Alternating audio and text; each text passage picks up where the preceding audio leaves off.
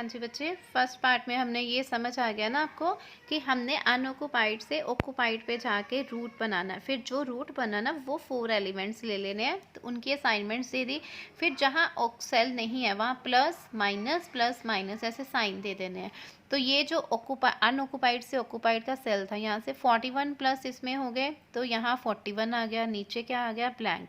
फिर 41 यहाँ प्लस करने थे ना, 36 प्लस 41 77, यहाँ माइनस करने थे तो 66 माइनस 41 ये नए आ गए। फिर हमने क्या करना है, ये दोबारा से मैट्रिक्स लिखना है। अब 4 की असाइनमेंट तो वही है, 56 और 16। हमारी असाइनमेंट चेंज हुई है 24। पहले देखो 24 को 66 थी पुराने मैट्रिक्स में, अब 24 को क्या आ गई है 25, और 16 को आ गई बच्चे 77। अब पहले इस 24 को तो अब इस 24 को कुछ नहीं, और 16 को क्या है 41। ठीक है,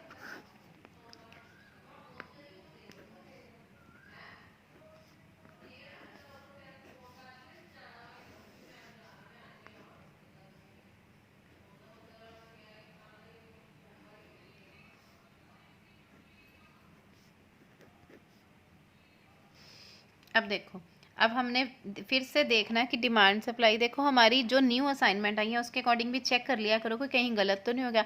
77 प्लस 25 102, देन 41, देन 72। इधर से भी देखो 56, 25 प्लस 16 प्लस 41 82, 77। ठीक है, अब ये न्यू असाइनमेंट आई, फिर हमने वैसे ही करना है, R1 R2 की वैल्यू निकालनी है। R1 मैंने आपको बोला था 0। बच्चे ये स्टेप तब तक करना है जब तक ये सारी वैल्यू या तो प्लस में नहीं आ जाती या फिर 0 नहीं आ जाती। जब तक ये माइनस में आती रहेंगी हमें ये स्टेप अगेन एंड अगेन करने पड़ेंगे। R1 0 है तो K1 निकल आएगा, यहाँ असाइनमेंट दी हुई है ना, तो 4 माइनस 0 K1 आ गया 4। ठीक है, उसके बाद असाइनमेंट यहाँ दी है, इसके ऊपर है 16 माइनस 4, तो R2 निकल आएगा 12। देन 24 माइनस 12, तो K2 निकल आएगा 12। देन 16 माइनस 12 है तो K3 निकल आएगा 4। देन R3 आ जाएगा, यहाँ असाइनमेंट है 16 माइनस 12, तो R3 आ गया 4। फिर हमने नीचे वैसे ही करना है। अनऑक्युपाइड सेल अब है WB देखो 8, उसके ऊपर 12 और इधर कॉरेस्पॉन्डेंट 0। 8 माइनस 12 माइनस 0 माइनस 4, फिर से माइनस में आ गया हमारे पास। WC देखो अब 8 minus 4 minus 12, 8 minus 4 4, 4 minus 12 minus 8। Then ये अनऑक्युपाइड है YA, तो कितना आ जाएगा 8 माइनस 4 माइनस 4, तो ये आ गया 8 माइनस 4 4 माइनस 4 0। देन आ गया YC देखो 24 minus 4 minus 4, 24 minus 4 minus 4, 24 minus 4 20, 20 minus 4 16। अब ये दो तो प्लस में आ रही हैं, बट दो क्या आ रही हैं हमारे बच्चे माइनस में आ रही हैं, है ना। दो प्लस में आ गई, दो हमारी माइनस में आ रही है। तो अब हमने इसको करना है नेक्स्ट, फिर से दोबारा से इसको हम सॉल्व करेंगे।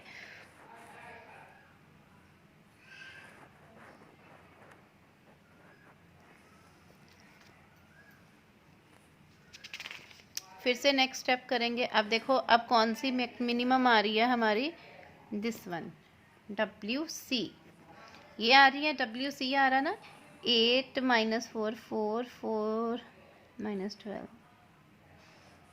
This one. अब यहाँ पे देखो WC था हमारा, नहीं सॉरी बच्चे WC था ना, गलत कर लिया हमने। WC देखो 8 माइनस 4, इधर 0 था, 12 नहीं था 0 था, तो ये प्लस में आ रही है। 8 माइनस 4 4, एक ही हमारी माइनस में आ रही है, दिस वन है ना, ये वाली बस माइनस में आ रही है। तो ये कौन सा रूट है, WB है, WB। तो दिस इज, देखो अब ध्यान से, दिस इज अनऑक्युपाइड, अनऑक्युपाइड से ये नीचे ऑक्युपाइड पे गए। अब इधर तो ऑक्युपाइड है लेकिन ऊपर तो नहीं है ना, बट हम अगर इधर को जाते हैं, ये देखो ऑक्युपाइड, ये भी ऑक्युपाइड और ये वापस आ गया। अनऑक्युपाइड से हमने ऑक्युपाइड पे जाके वापस आना होता है। कौन से एलिमेंट आए हैं हमारे, 4 16 4 16 8 24। 8 24। ठीक है, अब 4 को बच्चे असाइनमेंट थी 56, 4 को असाइनमेंट थी 56, 16 को असाइनमेंट थी 16, 56, 16 और 24 को असाइनमेंट थी 25। ठीक है, ऐसे ही थी। फिर प्लस माइनस, जहाँ पर अनऑक्युपाइड होता है ना उसको प्लस से शुरू करना होता है, साइन देना, फिर उसके नीचे माइनस, इधर प्लस इधर माइनस, चाहे ऐसे कर लो, प्लस माइनस। फिर 4 16 8 24। अब ये प्लस क्या है, तो 8 को 25 इधर प्लस हो गए तो कितनी आ गई 8 को 25। 25 माइनस 25 माइनस का साइन है, जहाँ कोई नहीं आएगी। 25 प्लस 16 कितना आ जाएगा, यहाँ प्लस का है ना, तो हमारे पास कितना आ जाएगा 25 प्लस हमारे पास आ गया 16 41, और 25 माइनस 56 माइनस 25 31। ये अब न्यू असाइनमेंट्स आ गई है। अब जो न्यू असाइनमेंट्स आई हैं हमने इसके अकॉर्डिंग सम जो है वो सॉल्व करना है। फिर हम दोबारा स्टेटमेंट लिखते हैं इधर नीचे, इधर था हमारा बच्चे W X Y और ऊपर था A B C।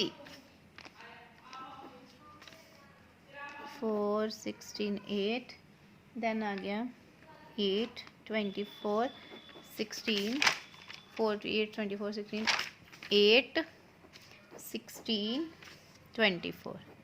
अब न्यू जो असाइनमेंट आई है ना हमने वो देनी है बच्चे। अब 4 को क्या असाइनमेंट आ गई है 31, 16 को क्या आ गई है 41, 8 को क्या आ गई है 25, और ये पहले ही थी हमारी 77 और 41। जो पहले की थी उनको तो हमने वैसे ही रहने देना, जो चेंज हुई हैं बस वो हमने न्यू लेनी है, यही थी ना।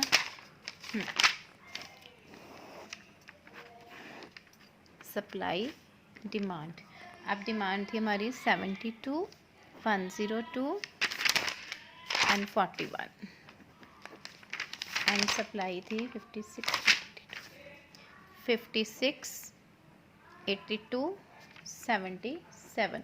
अब देख लो 31 प्लस 41 72 बने, 77 प्लस 25 102, देन 41। इधर से भी देख लो 31 प्लस 25 56, 41 प्लस 41 82 77। मतलब जो न्यू असाइनमेंट आई है ना देख एक बार चेक कर लिया करो डिमांड सप्लाई से ज़्यादा तो नहीं हो गया। अब हम फिर करें इनकी वैल्यूज़ निकालें फिर से। R1 अगर 0 है तो K1 निकल आएगा ऊपर, इधर असाइनमेंट है 4 माइनस 0 4, देन पहले ऐसे लिख लिया करो K1 K2 K3 R2 R3। अब देखो यहाँ पर है, इसके ऊपर तो नहीं है लेकिन इसके इधर कॉरेस्पॉन्डेंट है तो K2 आ गया 8। अब यहाँ पर है 16 माइनस 4 तो R2 आ गया 12। अब यहाँ पे है 16 माइनस 12 तो K3 कितना आ गया बच्चे 4। अब R3 16 माइनस 8 करेंगे तो R3 आ जाएगा 8। आगे वैल्यूज़ अब हम फिर से करें, अनऑक्युपाइड सेल लें WC, पहले ये आ रहा है ना WC 8 माइनस 4 माइनस 0 ये आ गया 4, देन है ये वाला XB, जो अनऑक्युपाइड सेल है हमने वो लेने हैं 24, उसके ऊपर कॉरेस्पॉन्डेंट माइनस 8, इधर क्या है माइनस 12। 24 में से 8 गए हमारे पास तो आ गया 12, और 12 जो है वो माइनस 12 हमारा कितना आ गया 0। 16 माइनस 4, उसके बाद हमारे पास है XB के बाद आ गया YA 8 माइनस 4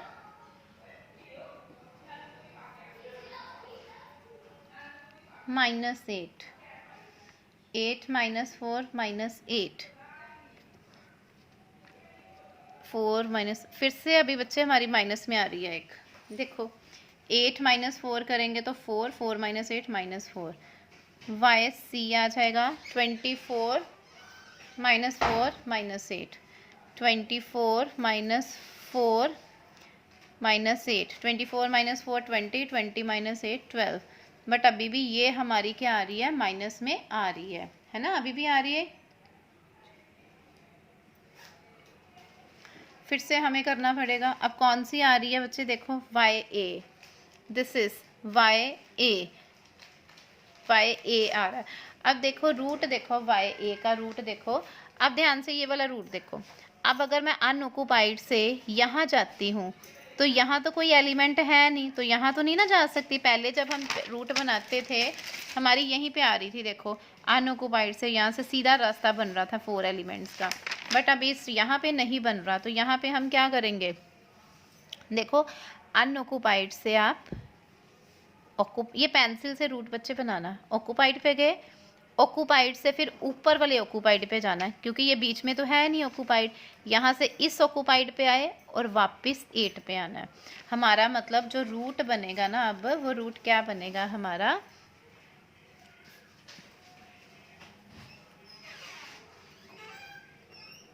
4, 8, 8 और 16।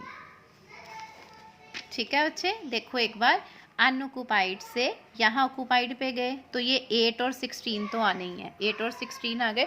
अब ऑक्युपाइड से ऑक्युपाइड पे गए, 8 आया, यहाँ पे ऊपर 8 आ गया।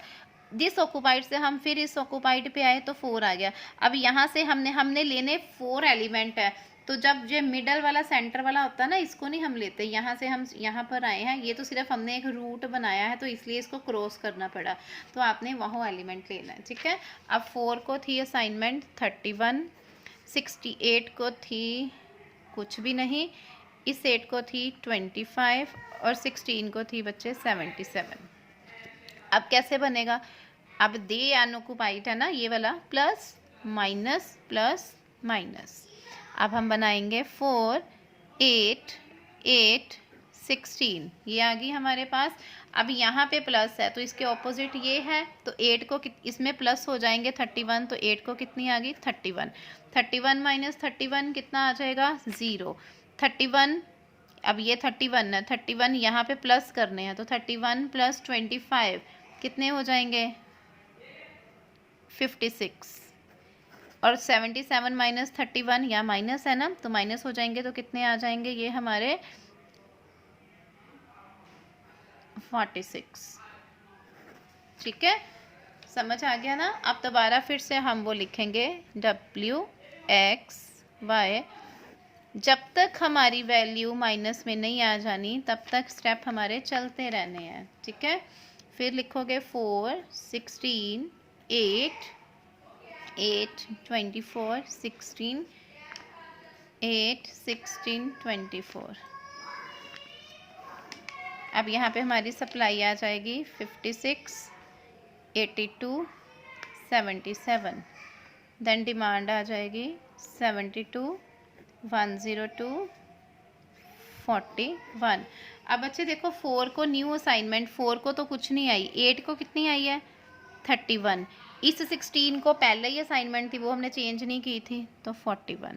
ठीक है, 8 को आ गई 56, 16 को आ गई 46, और इस 16 को तो पहले ही था हमारे पास 41, तो वो 41।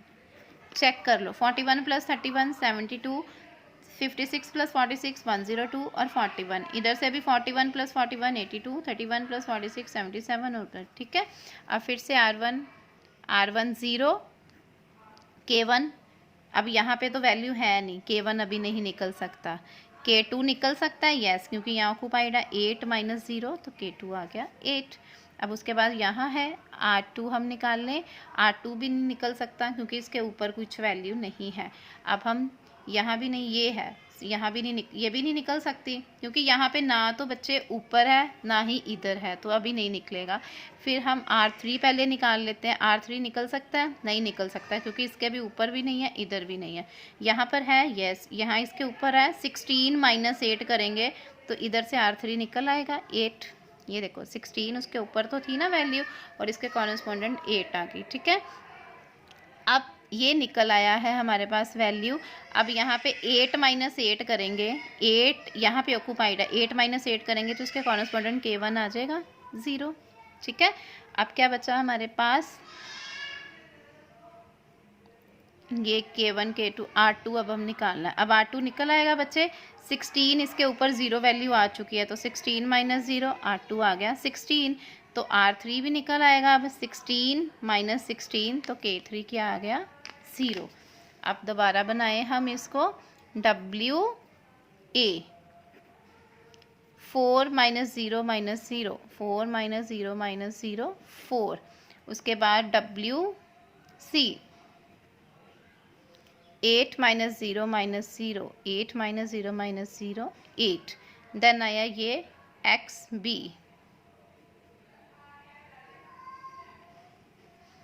XB 24 उसके ऊपर 8 minus 16 24 minus 8 minus 16 24 minus 8 16 16 minus 16 0।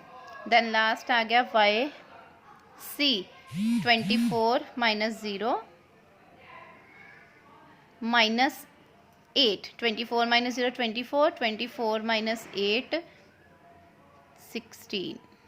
सारी बच्चे देखो अब प्लस में आ गई हैं, तो इट मीन्स अब हमें यहाँ पे आंसर निकाल लेना। लास्ट में आपने आंसर कैसे निकालना है, 16 मल्टीप्लाई 41 मैं यहाँ ऊपर निकाल रही हूँ, 16 मल्टीप्लाई 41 प्लस 8 मल्टीप्लाई 31 जैसे ऑलरेडी निकालते हो, प्लस 16 मल्टीप्लाई 46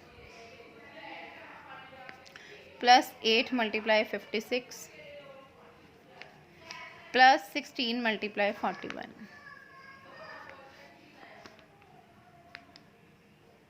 ठीक है, इसको जब निकालोगे ना आंसर आ जाना 2744।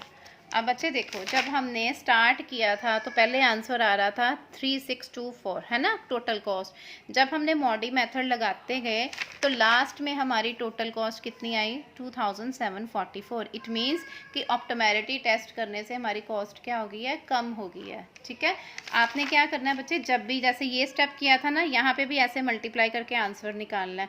देखना ये आंसर इसका जो आएगा इससे थोड़ा कम आएगा, फिर अगले स्टेप में निकालोगे वो उससे कम आएगा, अगले स्टेप में उससे कम आएगा और लास्ट में ये बचेगा। तो इट मीन्स हमारी कॉस्ट रिड्यूस होती है। ये सारा था हमारा मॉडी मेथड। अब इसको आप सबने ध्यान से दोनों पार्ट्स को बच्चे देखना।